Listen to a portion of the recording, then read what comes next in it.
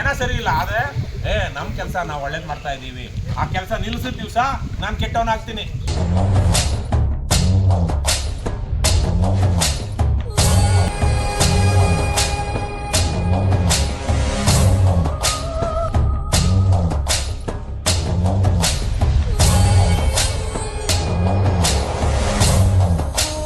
ತುಮಕೂರು ಜಿಲ್ಲೆಯ ಗಣಿಬಾಧಿತ ಪ್ರದೇಶಕ್ಕೆ KRS party ಭೇಟಿ.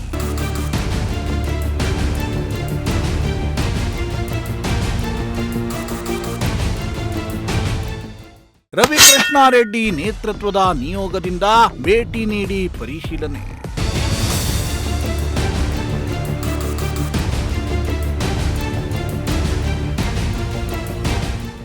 ಸರ್ಕಾರ ಜನಪ್ರತಿನಿಧಿಗಳ ವಿರುದ್ಧ ಕಿಡಿಕಾರಿದ ಅಧ್ಯಕ್ಷ ರವಿಕೃಷ್ಣಾರೆಡ್ಡಿ. ಈಗ ಸಮಸ್ಯೆ ಬಂದಿರುವಂತಹದ್ದು ಇವತ್ತು ನಮ್ಮ ಭ್ರಷ್ಟ ರಾಜಕಾರಣಿಗಳು ಇಡೀ ವ್ಯವಸ್ಥೆಯನ್ನ ಮತ್ತು ಜನರನ್ನ ಭ್ರಷ್ಟರನ್ನಾಗಿ ಮಾಡಿರುವಂತಹದ್ದು. ಇಂಥ ಸಂದರ್ಭದಲ್ಲಿ ಕೊನೆಗೆ ನಾವು ಜನರನ್ನ ನಾವು ಏನು ಜನಜಾಗೃತಿಯ ಮೂಲಕ ಹೋರಾಟ ಮಾಡೋದಕ್ಕಿಂತ ಇವತ್ತು ಕಾನೂನು ಹೋರಾಟದ ಮೂಲಕನೇ ಒಂದಷ್ಟು ಜಯ ಸಿಗೋದಕ್ಕೆ ಸಾಧ್ಯ ಇದೆ. ಎಸ್ ವೀಕ್ಷಕರೇ, ಗಣಿಗಾರಿಕೆ ಅನ್ನೋದು ಒಂದು ಊರನ್ನೇ ನಾಶ ಮಾಡುತ್ತೆ. ಅದೆಷ್ಟು ಗ್ರಾಮಗಳು ಗಣಿಗಾರಿಕೆಯ ಅಬ್ಬರಕ್ಕೆ ಸರ್ವನಾಶವಾಗಿವೆ. ಈ ಗಣಿಗಾರಿಕೆಯಿಂದಾಗಿ ಎಷ್ಟು ಗ್ರಾಮಗಳಲ್ಲಿ ಗ್ರಾಮಸ್ಥರು ಅನೇಕ ಮಾರಕ ರೋಗಗಳಿಗೆ ತುತ್ತಾಗಿ ಸಾವನ್ನಪ್ಪಿದ್ದಾರೆ. ಇಂತಹ ಗಣಿಗಾರಿಕೆಯನ್ನ ನಿಲ್ಲಿಸಬೇಕೆಂದು ಅದೆಷ್ಟೇ ಹೋರಾಟ ಮಾಡಿದ್ರೂ ನಿಲ್ಲುತ್ತಿಲ್ಲ. ಸ್ವಚ್ಛಂದ ಗಾಳಿ ಮಳೆಯಾಗುತ್ತಿದ್ದ ಪ್ರದೇಶಗಳು ಗಣಿಗಾರಿಕೆಯ ಸುಳಿಗೆ ಸಿಲುಕಿ ನಶಿಸಿ ಹೋಗ್ತಾ ಇವೆ. ಇತ್ತ ಕೆಆರ್ಎಸ್ ಪಕ್ಷದ ಅಧ್ಯಕ್ಷರಾದ ರವಿಕೃಷ್ಣಾರೆಡ್ಡಿ ನೇತೃತ್ವದ ತಂಡ ಗಣಿಬಾಧಿತ ಪ್ರದೇಶಗಳಾದ ಗುಬ್ಬಿ, ತಿಪಟೂರು, ಚಿಕ್ಕನಾಯಕನಹಳ್ಳಿಗೆ ಭೇಟಿ ನೀಡಿ ಪರಿಶೀಲನೆಯನ್ನ ನಡೆಸಿದ್ರು.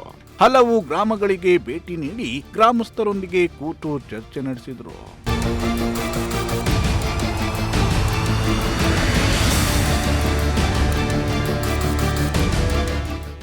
ಹೌದು, ಚಿಕ್ಕನಾಯಕನಹಳ್ಳಿಯನ್ನ ತುಮಕೂರು ಜಿಲ್ಲೆಯ ಮಿನಿ ಮಲೆನಾಡು ಅಂತಲೇ ಕರೆಯುತ್ತೇವೆ.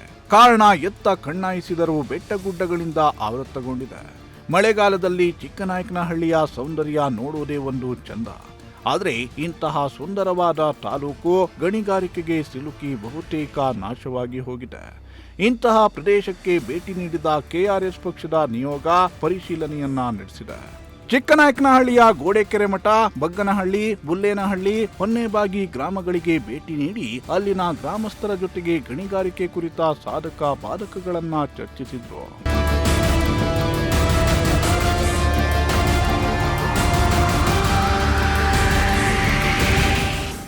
ಇದೇ ವೇಳೆ ಕೆಆರ್ಎಸ್ ಪಕ್ಷದ ಅಧ್ಯಕ್ಷ ರವಿಕೃಷ್ಣಾರೆಡ್ಡಿ ಮಾತನಾಡಿ, ಚಿಕ್ಕನಾಯಕನಹಳ್ಳಿಯಲ್ಲಿ 100 ಎಕರೆ ಭೂಮಿ ಬಗೆದಿದ್ದಾರೆ. ಸಾರಂಗಪಾಣಿಯಲ್ಲಿ ಮತ್ತೆ 150 ಎಕರೆ ಗಣಿಗಾರಿಕೆ ಮಾಡಲು ಸರ್ಕಾರ ಹರಾಜು ಕೂಗಿದೆ. ಇದಕ್ಕಾಗಿ ಕೇಂದ್ರ ಸರ್ಕಾರದ ಸಮ್ಮತಿಗೆ ಕಾಯುತ್ತಿದ್ದಾರೆ.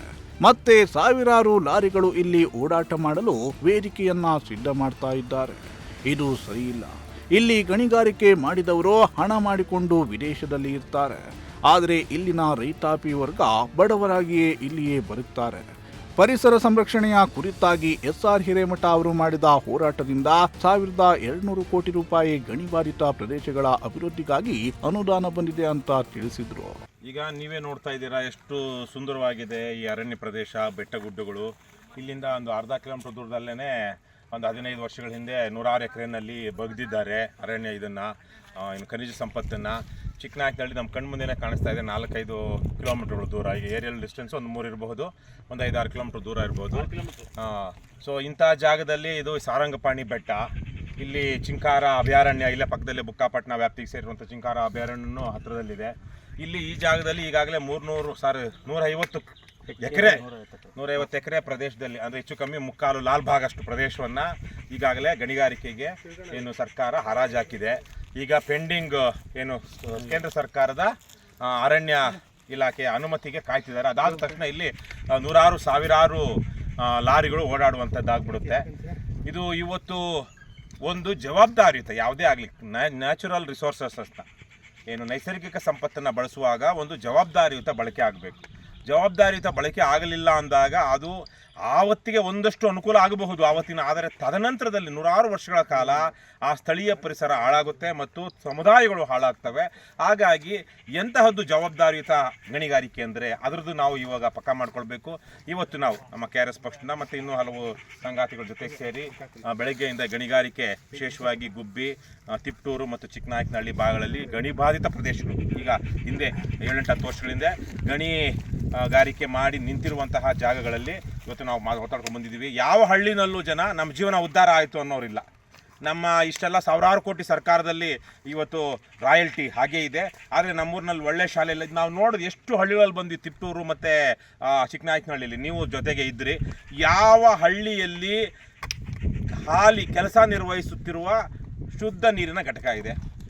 ಎಲ್ಲಾ ಘಟಕಗಳಿವೆ, ಶುದ್ಧ ನೀರಿನ ಘಟಕಗಳೆಲ್ಲ. ಒಂದು ತಿಂಗಳು ಈಗ ಪಕ್ಕದಲ್ಲಿ ನಾವು ಒಂದು ಊರಿಗೆ ಹೋದಾಗ ಒಂದೇ ತಿಂಗಳು ಸರ್ ನಮ್ಮೂರಲ್ಲಿ ಕೆಲಸ ಮಾಡಿದ್ದು ಅಂತಾರೆ. ಸೊ ಈ ತರಹ ಜನ ಏನು ರೈತ ಬೆಳೆಯೋದು ರಸ, ತಿನ್ನೋದು ಕಸ ಅಂತ ಒಂದು ಮಾತಿದೆ. ಹಾಗಾಗಿ ಇಂತಹ ನೈಸರ್ಗಿಕ ಸಂಪತ್ತು ಹೊಂದಿರುವಂತಹ ಅತ್ಯಂತ ಶ್ರೀಮಂತವಾಗಬೇಕಾಗಿರುವಂಥ ಸಮುದಾಯ ನೋಡಿದ್ರೆ ಬೇಡ, ಆದರೆ ಇಲ್ಲಿ ಗಣಿಗಾರಿಕೆ ನೆಲ ಬಗೆದಂಥವರು ಇವತ್ತು ವಿದೇಶಗಳಲ್ಲಿ ತಮ್ಮ ದುಡ್ಡನ್ನು ಇಡ್ತಾರೆ. ಮಾರಿಷಸ್ಸಲ್ಲೋ ಅಥವಾ ಸಿಂಗಾಪುರಲ್ಲೋ ಅಥವಾ ಇನ್ಯಾವುದೋ ಸೌತ್ ಆಫ್ರಿಕಾದಲ್ಲೋ ತಮ್ಮ ದುಡ್ಡನ್ನು ತಗೊಂಡೋಗಿ ಅಲ್ಲಿ ದೊಡ್ಡ ದೊಡ್ಡ ಎಂಪೈರ್ಗಳನ್ನ, ಇವತ್ತು ಮೊನ್ನೆ ತಾನೇ ನಾವು ನೋಡಿದ್ವಲ್ಲ, ಬಾಗೇಪಲ್ಲಿ MLA ಒಂದು 5-6 ದೇಶಗಳಲ್ಲಿ ಇದೆಯಂತೆ ಅವನ ಆಸ್ತಿ. ಹೆಂಗೆ ಬಂತು ಇವರಿಗೆಲ್ಲ ಆಸ್ತಿ?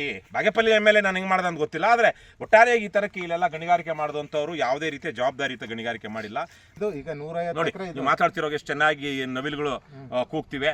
ಬಹುಶಃ ಸ್ವಲ್ಪ ಹೊತ್ತಾದ್ರೆ ನಮ್ಗೆ ಜಿಂಕೆಗಳು ಕಾಣಿಸ್ಬೋದು ಅಂತ ಒಂದು ಪ್ರಕೃತಿ ಪ್ರದೇಶದಲ್ಲಿ ಇವರು ಮಾಡಿ, ಆಮೇಲೆ ಇಲ್ಲಿ ಎಷ್ಟು 50 ಎಕರೆ 150 ಎಕರೆ ಗಣಿಗಾರಿಕೆ ಮಾಡ್ತಾರೆ ಅಷ್ಟೇ ಅಂತೇನು ಇಲ್ಲ.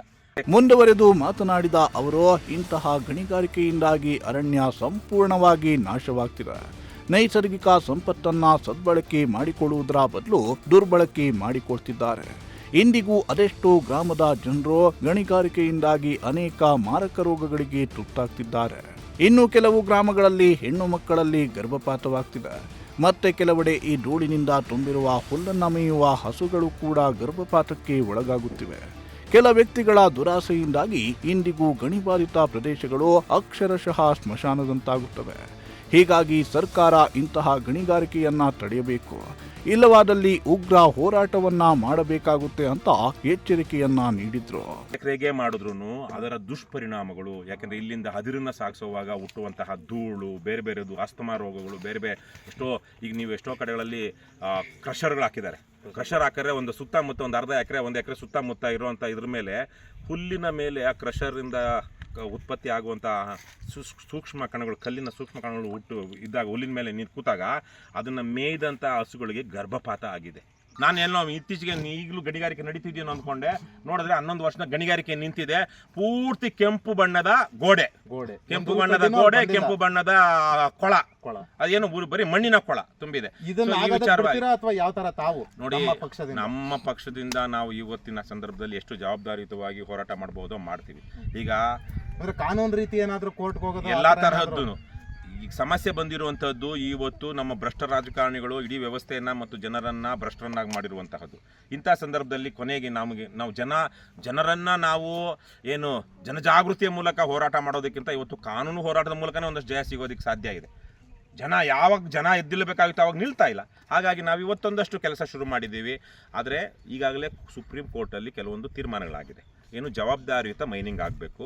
ಇದು ಕೇವಲ ಈಗ 1 ವರ್ಷ 2 ವರ್ಷ 5 ವರ್ಷ 10 ವರ್ಷದಲ್ಲೇ ಮುಗಿದೋಗ್ಬಿಡಬಾರ್ದು. ಈ ಖನಿಜ ಸಂಪತ್ತಿನ ಏನು ಗಣಿಗಾರಿಕೆ ಮುಂದಿನ ತಲೆಮಾರುಗಳಿಗೂ ಇರಬೇಕು, ಸಸ್ಟೈನಬಲ್ ಆಗಬೇಕು. ಹಾಗಾಗಿ ವಾರ್ಷಿಕ ಎಷ್ಟೋ 50 ಸಹಸ್ರ ಟನ್ ಏನೋ ಇದೆ, ಅದು ನನಗೆ ಟೆಕ್ನಿಕಲ್ ಆಗಿ ಸರಿಯಾಗಿ ಗೊತ್ತಿಲ್ಲ, 20ಗಿಂತ ಜಾಸ್ತಿ ಮಾಡಬಾರ್ದು ಅಂತಿದೆ. ಅದನ್ನು ಮೀರಿದ್ರೆ 50-60 ಆಗ 2000 ಪೀಕಲ್ಲಿ ಏನಾಯಿತು ಅಂಥದ್ದೇನಾದ್ರು ಕೊಟ್ಟರೆ ಈ 15-20 ವರ್ಷದಲ್ಲಿ ಇಡೀ ಎಲ್ಲೆಲ್ಲಿ ಅದಿರಿದೆಯೋ ಅದೆಲ್ಲ ಮುಗಿದೋಗುತ್ತೆ, ಮುಂದಿನ ತಲೆಮಾರಿಗೆ ಸಿಗೋದಿಲ್ಲ ಅಂತ. ಹಾಗಾಗಿ ಸುಪ್ರೀಂ ಕೋರ್ಟೇ ಗೈಡ್ಲೈನ್ಸ್ ಹಾಕಿದೆ. ಹಾಗಾಗಿ ಅದನ್ನು ಮೀರಿ ಈಗ ಅನುಮತಿಯನ್ನು ಕೊಡಲಾಗ್ತಾ ಇದೆ. ಹಿರೇಮಠರು ಭಾಳ ಸುಲಭವಾಗಿ ದೇಶದ ಬಹಳ ದೊಡ್ಡ ನ್ಯಾಯವಾದಿಗಳು ಯಾರು, ಪ್ರಶಾಂತ್ ಭೂಷಣ್, ಅವ್ರ ಜೊತೆಗೆ ಸೇರಿ ಪ್ರತಿ 1 ತಿಂಗಳಿಗೂ 2 ತಿಂಗಳಿಗೂ ಹಿಯರಿಂಗ್ ಬರ್ತಾ ಇದೆ ಸುಪ್ರೀಂ ಕೋರ್ಟಲ್ಲಿ. ಅಲ್ಲಿ ಸೂಕ್ತವಾದ ದಾಖಲೆಗಳ ಆಧಾರದ ಮೇಲೆ ಎಲ್ಲೆಲ್ಲಿ ಗಣಿಗಾರಿಕೆಗೆ ಹೆಚ್ಚಿಗೆ ಆಗ್ತಾ ಇದೆಯೋ ಅದೆಲ್ಲ ಕೊಡ್ತಾ ಇದ್ದಾರೆ. ಸೊ ಹಾಗಾಗಿ ಇವತ್ತು ರಾಜ್ಯದ ದೇಶದ ಹಿತಾಸಕ್ತಿಯನ್ನು ಕಾಪಾಡ್ರಿ ಅಂತ ನಾವು ಯಾರನ್ನ ಆಯ್ಕೆ ಮಾಡಿ ಕಳಿಸಿದೀವೋ ಆ ಬದ್ಮಾಷ್ಗಳೇ ಬಹುತೇಕ ಜನ ರಾಜ್ಯವನ್ನು ದೇಶವನ್ನು ನುಂಗಿ ನೀರು ಕುಡಿತಿರುವಾಗ ನಾವು ಯಾವ ಅಧಿಕಾರವನ್ನೂ ಕೊಡದ ಏನು ಎಷ್ಟೋ ಸಲಕ್ಕೆ ಅವ್ರಿಗೆ ಇಷ್ಟೊತ್ತಿಗೆ ನಾಡೋಜ ಬರಬೇಕಾಗಿತ್ತು, ಪದ್ಮಶ್ರೀ ಪದ್ಮಭೂಷಣ ಬರಬೇಕಾಗಿತ್ತು SR ಹಿರೇಮಠರು ಮಾಡಿರುವಂಥ ಹೋರಾಟಕ್ಕೆ. ಒಟ್ನಲ್ಲಿ ನನಗೆ ಎಷ್ಟೋ ಜನ ಹೇಳ್ತಾರೆ ಒಟ್ನಲ್ಲಿ ಕರ್ನಾಟಕದ ಪರಿಸ್ಥಿತಿ ಹೇಗಿದೆ ಅಂತ. ಇಲ್ಲಿ ನೀವು ನಿಮ್ಮಂಥವ್ರು ಮಾಡ್ತಿರೋ ಕೆಲಸ ಬೇರೆ ರಾಜ್ಯದಲ್ಲಿ ಆಗಿದ್ರೆ ಇಷ್ಟೊತ್ತಿಗೆ ಎಷ್ಟೋ ದೊಡ್ಡ ಮನುಷ್ಯರಾಗ್ಬಿಡ್ತಿದ್ರಿ ನೀವು ಅಂತ ನಾವು ನನ್ನ ಬಗ್ಗೆ ಹೇಳ್ತಾರೆ. ನೀವು ಅಲ್ಲಿ ಮಾಡಿದ್ರೆ ಈ ರಾಜ್ಯದಲ್ಲಿ ಆಗಿದ್ರೆ ಆ ರಾಜ್ಯದಲ್ಲಿ ಇಷ್ಟೊತ್ತಿಗೆ ಒಳ್ಳೆ ಹೀರೋ ಥರ ನಿಮಗೆ ಎಲ್ಲೆಲ್ಲ ಬೆಳೆದು ಬಿಡ್ತಿದ್ರಿ, ನೀವೇನೇನೋ ಆಗ್ಬಿಡ್ತಿದ್ರಿ ಅಂತ. ನನಗೆ ನಂದು ಬಿಟ್ಬಿಡಿ, ನಮ್ಮ ಕಣ್ಣು ಮುಂದೆನೇ ಇದ್ದಾರೆ SR ಹಿರೇಮಠರು. ದೊರೆಸ್ವಾಮಿ ಕರ್ನಾಟಕ ರತ್ನ ಕೊಡಬೇಕಾಗಿದ್ದಂಥ ದೊರೆಸ್ವಾಮಿ ಅಂತವ್ರಿಗೆ, ಹಿರೇಮಠರು ಅಂತವರು ಇಷ್ಟು ಸಹಸ್ರ ಕೋಟಿಯನ್ನು ಯಾವ ರಾಜಕಾರಣಿ ತನ್ನ ಪರಿಶ್ರಮದಿಂದ ಅಥವಾ ಜನಪರ ಕಾಳಜಿಯಿಂದ ಇಷ್ಟು ಸಹಸ್ರಾರು ಕೋಟಿ ರೂಪಾಯಿಗಳನ್ನು ಸೇವ್ ಮಾಡುವಂಥ ಕೆಲಸ ಮಾಡಿದ್ದಾನೆ? ಮಾಡಿದ್ದಾನೆ? ಈ ಸಂದರ್ಭದಲ್ಲಿ ಕೆಆರ್ಎಸ್ ಪಕ್ಷದ ಪ್ರಧಾನ ಕಾರ್ಯದರ್ಶಿ ಮಲ್ಲಿಕಾರ್ಜುನ್ ಭಟ್ರಳ್ಳಿ ಮತ್ತು ಕೆಆರ್ಎಸ್ ಪಕ್ಷದ ಕಾರ್ಯಕರ್ತರು ಸಾಥ್ ನೀಡಿದರು. ಚೇತನ್ ಜಾನ್ಕಲ್, ಪ್ರಜಾಶಕ್ತಿ ಟಿವಿ, ಚಿಕ್ಕನಾಯಕನಹಳ್ಳಿ.